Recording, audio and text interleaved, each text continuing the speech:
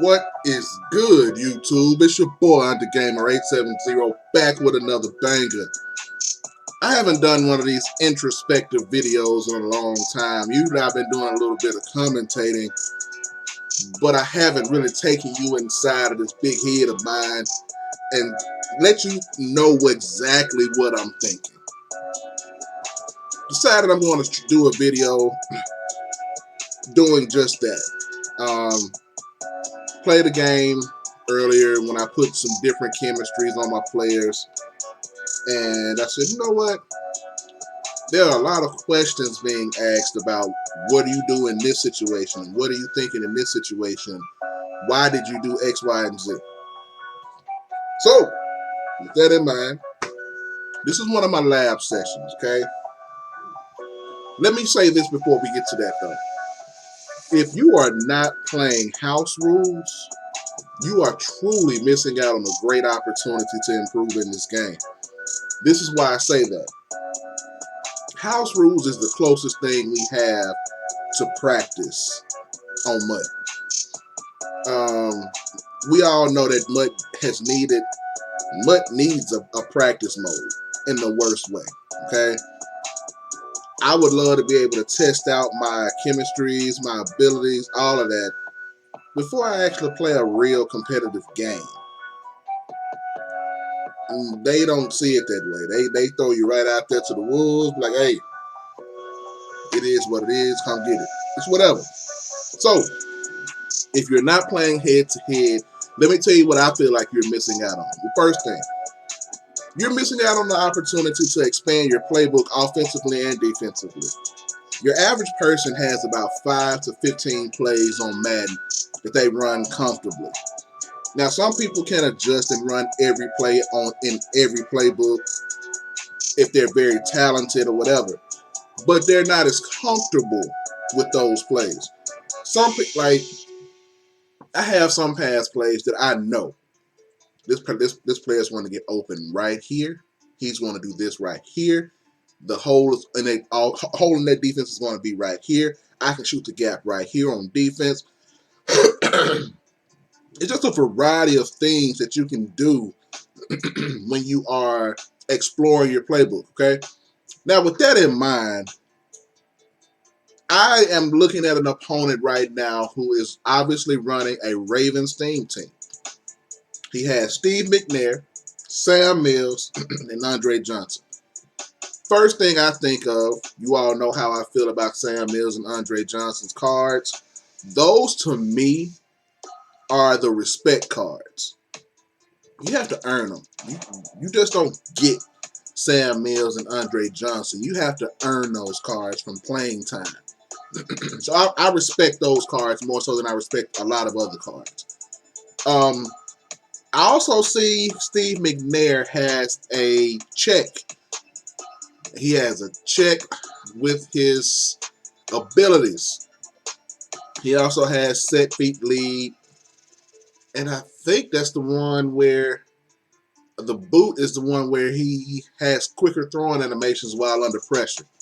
And he has a little arrow which tells me that he has something else. But if I'm not 100% certain, I think that Identifier, I know Identifier is 2 AP with a lot of quarterbacks. I'm not sure about with Steve McNair being a field general, but I know for a fact that it's 2 AP with a lot of others. So with that in mind, I'm automatically thinking he might be wasting the AP. I'll reach out to him and see. I don't know. But this is what I'm really thinking during this game. I hope you all check it out and are interested. And if you are interested, leave a comment in the comment section and tell me to do some other stuff like this in the future. And I definitely will. I definitely will. As you know, this is a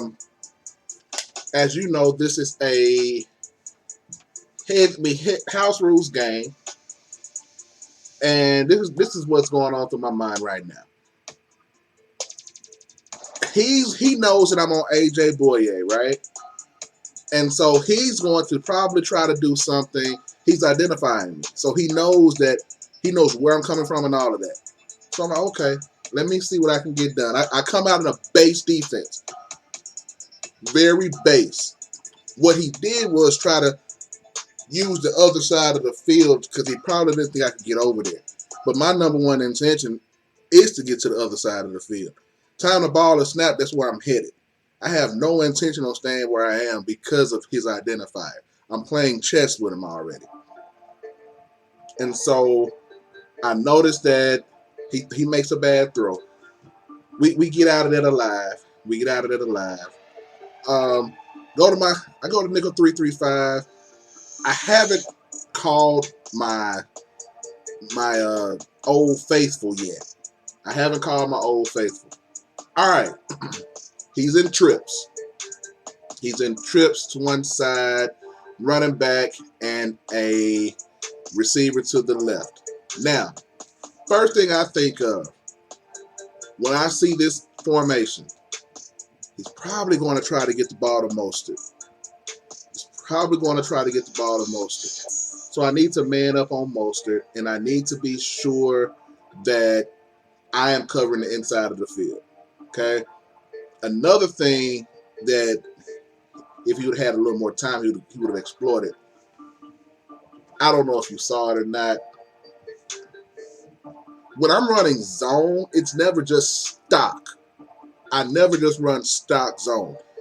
I purposely try to take your best weapon away because I don't want you to be able to just stand back in the pocket and just pick me apart. Okay, I hate that. So I either man up that person or I put a person in the zone where I know that you're used to running. I do something different to try to knock off your targets. Same thing here. If you notice it, I'm running a play, and this is part of the confusion that I bring to a lot of different people. You can't plan for this because I can't plan for it. I don't even know exactly what I'm going to do when I'm coming out. I have a basic idea, but as you notice, I called a very similar play last time, and I manned up on the running back. Well, this time I'm manning up on the receiver, and this time I'm manning up on Metcalf on the right side, which gives me Mills, and I now see my responsibility. My responsibility is the inside of the field. I have to cover the inside of the field. That's my responsibility. So with that in mind, I see that he's telling Vernon Davis to run a specific route. So look at my response. You noticed it? Did you see it? I held Vernon Davis. I actually should have picked that, but I responded. I reacted late. Very good pass by my opponent. But now I know, okay, he may not be the best player because that was a bad pass. Like he shouldn't have thrown that, but he did. It is what it is. No biggie. Again, I manned up differently. Here's a very special play here. Atwater is going to be manned up on Vernon Davis. I'm going to cover Metcalf until he gets over into another area. As you see my yellows here, I'm going to hold Metcalf until he's somebody else's responsibility. When he's somebody else's responsibility, I'm going to let him go and go find somewhere else to be. If you'll notice, he's already running to the right, which tells me he wants to come to the right. But his receivers that I'm covering are going to the left. So he is the reason that I broke off and started covering that receiver. He's the reason that I did it because he wouldn't be trying to purposely throw a crossbody pass. So let me borrow that for a moment. That was on him. He gave his play away. Now I'm already knowing. Okay, let me see what I can do to really break some spirits at this point. I want to see if I can really break this guy's spirits. And you know the best way to break somebody's spirits? Run the ball. Run the ball. That boy McGahee. Like, respect him. If you don't respect him, you go pay for it.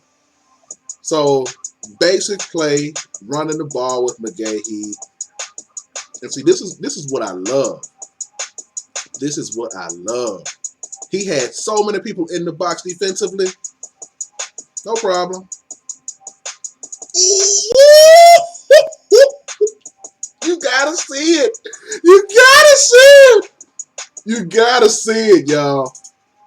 Come on, Dion. Luka! That does something to your spirit to get run over like that. Like, that's so demoralizing. And that's the purpose. We're trying to demoralize this guy. We're trying to break his spirit. Got hit at the 19, carried him for 4. It is what it is, y'all. We're 5. We do what we do. We do what we do. Now,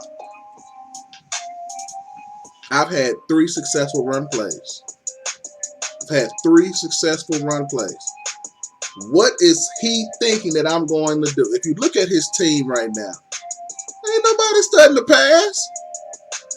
Nobody's even concerned about the pass. Because I'm killing them with that. Which leaves my guy, Julius Thomas, wide open. Yes, sir. Nothing fancy here. We kick the field goal, come back out. Same thing. Same thing. I see his alignment.